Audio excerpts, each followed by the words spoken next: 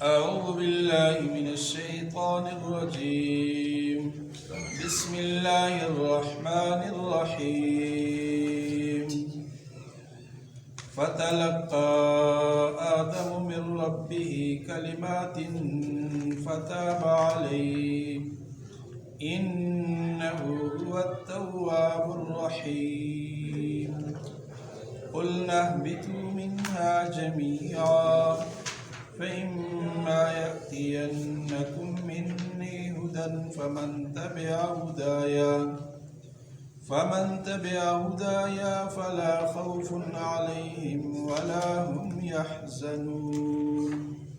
والذين كفروا وكذبوا بآياتنا أولئك أصحاب النار هم فيها خالدون.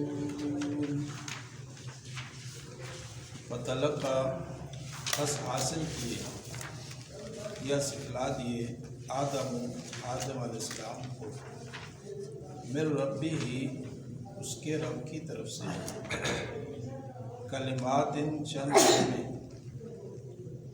فتاب علیہ پس اللہ تعالیٰ نے اپنی مہربانی کے ساتھ ان پر رجوع فرمایا یا حضرت آدم کی توبہ قبول فرمائی. انہو بے شک وہ هو التواب الرحیم وہ توبہ قبول فرمانے والا اور رحم فرمانے والا ہے. قلنا ہم نے کہا اہبطوا اتر جاؤ منہا اس جنت سے جمیعاً سب.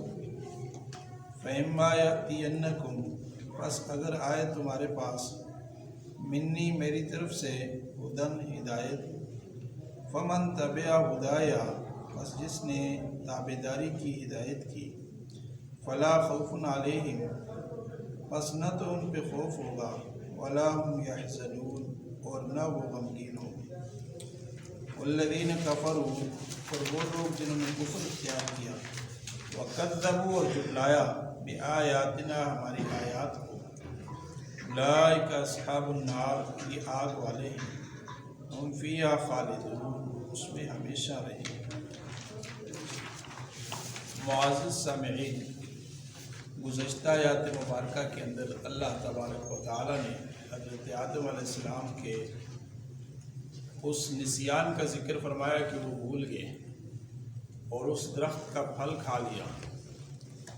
اللہ تعالیٰ نے ان سے جنت کا لباس اتروا دیا اور ان کے اوپر جو شاہی لباس تھا جو شاہی تاج تھا وہ بھی اتار لیا گیا.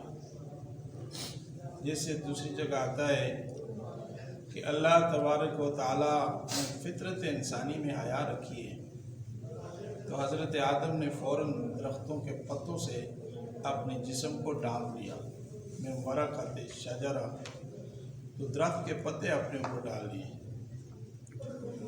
اور پھر اللہ تبارک و تعالیٰ نے ان دونوں کو زمین پہ اتار دیا حضرت آدم علیہ السلام اور اماں حوا کو.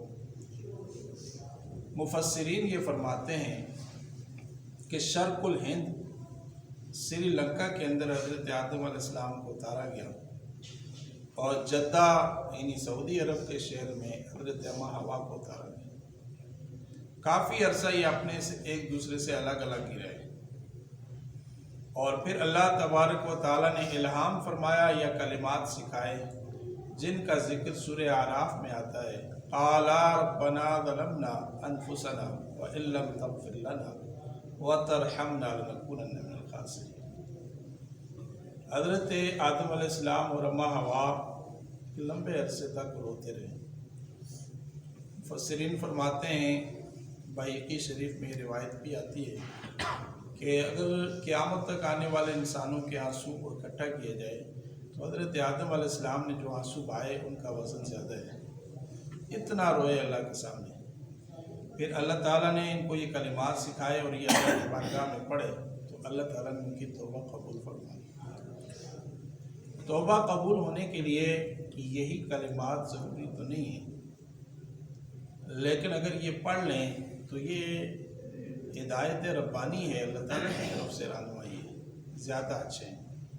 علماء فرماتے ہیں کہ توبہ قبول ہونے کے لیے ضروری ہے ایک تو علم ہو کہ وہ جانتا ہو کہ یہ گناہ میں نے کیا ہے، دوسرا وہ اس گناہ کے اوپر نادم ہو، اللہ سے معافی مانگے، تیسرا یہ کہ اس کو ترک بھی کرے، چھوڑ بھی دے۔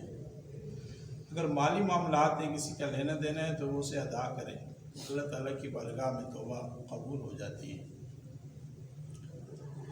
عیسائیوں کا یہ کہنا کہ حضرت آدم علیہ السلام سے گناہ ہوا اور وہ گناہ اللہ نے ان کی ساری اولاد کے اندر رکھ دیا اور ان کی سرشت میں، فطرت میں، نیچر میں اللہ نے رکھ دیا، یہ غلط ہے۔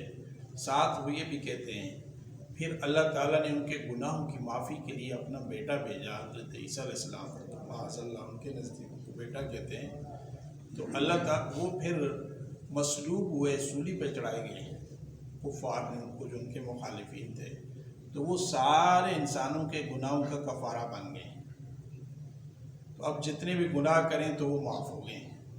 تو یہ عقیدہ ٹھیک نہیں ہے، اس لیے کہ حضرت آدم علیہ السلام سے نسیان ہوا، اس کو اجتہادی غلطی کہتے ہیں مفسرین، کہ ان کی سوچ کے اندر غلطی آ گئی کہ اللہ تعالیٰ نے منع تو فرمایا ہے لیکن کچھ دیر کے لیے منع کیا ہے، ساری زندگی کے لیے نہیں، تو کھا لیا۔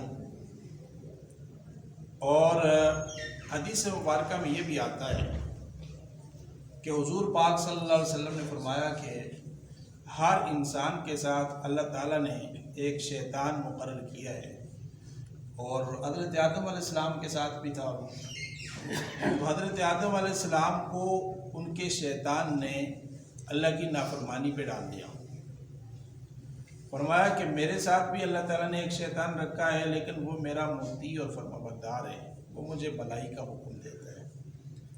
پھر فرمایا حضرت آدم کی بیوی اماں حوا نے ان کو کہہ دیا کہ آپ کھا لیں، ہمیشہ کے لیے ہم جنت میں رہیں گے، اور اللہ تعالیٰ کے حکم کی نافرمانی ہوگی، میری بیویاں مجھے اطاعت کی طرف حکم دیتی ہیں۔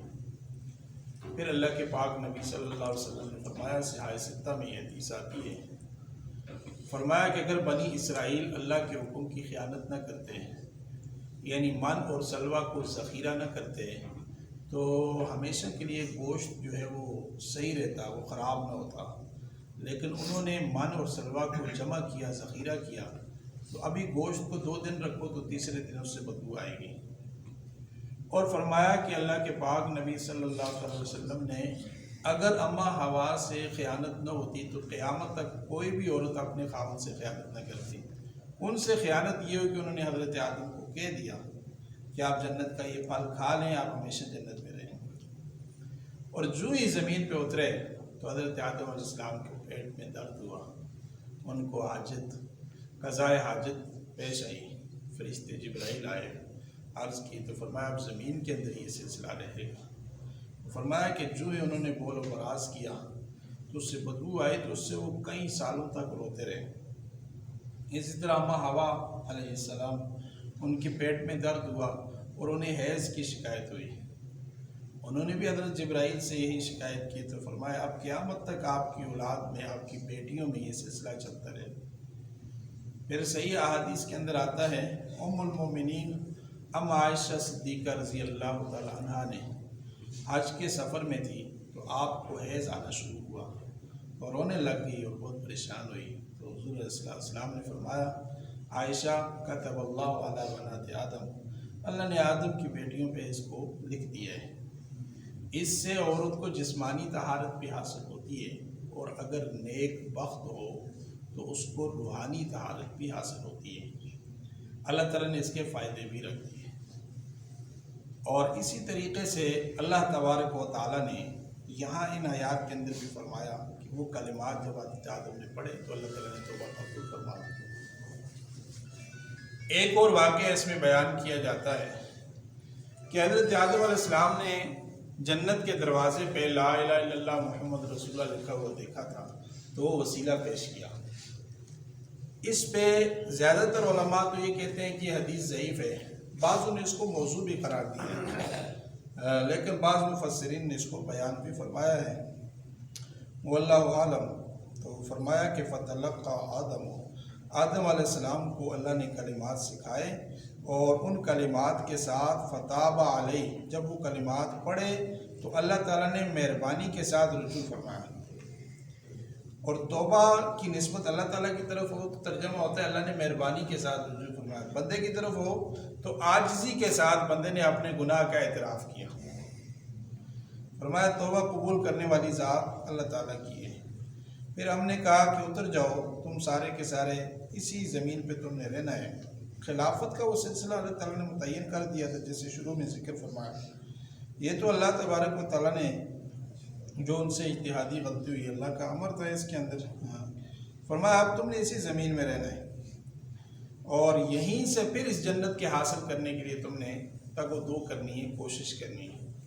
تو اصل وطن ہمارا جنت ہے جس سے ہمیں نکالا گیا ہے۔ اسی جنت میں دوبارہ جانے کے لیے امام شاہ ولی اللہ رحمۃ اللہ علیہ فرماتے ہیں کہ پھر وہ صفات اختیار کرے جو اللہ کے پاک نبی صلی اللہ علیہ وسلم نے بتلائی۔ فرمایا جو ہدایت کی پیروی کرے گا، جو قرآنی ہدایت اور آسمانی کتابیں جتنی ان سب کا خلاصہ قرآن پاک ہے، فرمایا اس پہ نہ کوئی خوف ہوگا اور نہ وہ غمگین ہوگا۔ اب بظاہر ذہن میں یہ بات آتی ہے کہ قیامت کا تو بڑا کربناک منظر ہوگا، جی عدل کریں تے تھر تھر کمن اونچیاں شانہ والے، جی کرم کریں تے بخشے جاون میں جے مکالے۔ سلطان بول رحمۃ اللہ علیہ انبیاء کانپ رہے ہوں گے، نفسی نفسی پکار رہے ہوں گے، تو یہاں کہا کہ ان پہ کوئی خوف نہیں ہوگا۔ یہ ایسی ہے جیسے کوئی آدمی بڑے مقدمے میں پھنس جائے اور وہ بڑا پریشان ہو، اس کو ایک ماہر وکیل کہہ دے کوئی مسئلہ نہیں، میں آپ کا مقدمہ جیت جاؤں گا، تو وہ انسان مطمئن ہو جاتا ہے۔ تو اللہ تبارک و تعالیٰ سے بڑی ذات کس کی ہے؟ فرمایا جس نے میری آسمانی ہدایت کی پیروی کی اس پہ نہ دنیا میں خوف ہے اور نہ آخرت میں۔ فرمایا وہ لوگ جنہوں نے کفر کیا، انہوں نے اللہ کو مانا، اللہ کے رسول کو مانا اور اللہ کی آیات کو جھٹلایا، فرمایا اولئک اصحاب النار، یہ آگ والے ہیں، ہم فیہا خالدون، اس آگ میں ہمیشہ ہمیشہ رہیں گے۔ اللہ تبارک و تعالیٰ سے دعا ہے اللہ سب سے پہلے مجھے پھر آپ سب کو کہنے سننے سے زیادہ عمل کی توفیق عطا فرمائے۔